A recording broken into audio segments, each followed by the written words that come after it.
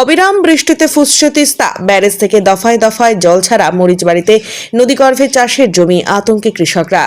টানা রাতভর ভারী বৃষ্টির পর শুক্রবার সকাল থেকেই মেঘে ঢাকা আকাশ। উত্তরবঙ্গ জুড়ে অব্যাহত বর্ষণের জেরে ক্রমেই উদ্বেগ বাড়ছে তিস্তা অববাহিকায়। জাতীয় সড়ক 31 সংলগ্ন জলঢাকা, তিস্তার দোমোহনী এবং মেকলিগঞ্জ এলাকায় জারি করা হয়েছে হলুদ সতর্কতা। নদীর জলস্তর বৃদ্ধি পাওয়ায় ব্যারেজ থেকে দফায় দফায় জল ছাড়া হচ্ছে, ফলে আরও ফুলে ফেঁপে উঠেছে তিস্তা নদী। অবিরাম বৃষ্টির কারণে জেলার একাধিক নিচু এলাকায় জল জমে জনজীবন ব্যাহত হয়েছে। নিত্য প্রয়োজনীয় কাজে বের হতে গিয়ে দুর্ভোগে পড়েছেন সাধারণ মানুষ।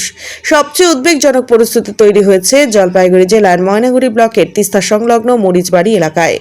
নদীর প্রবল স্রোতে বিস্তীর্ণ চাষের জমি ইতিমধ্যেই নদীর গর্ভে বিলীন হয়ে গেছে। চোখের সামনে বছরের পর বছর ধরে চাষ করা জমি নদীতে তলিয়ে যেতে দেখে হতাশ ও দুশ্চিন্তায় দিন কাটাচ্ছেন কৃষকরা।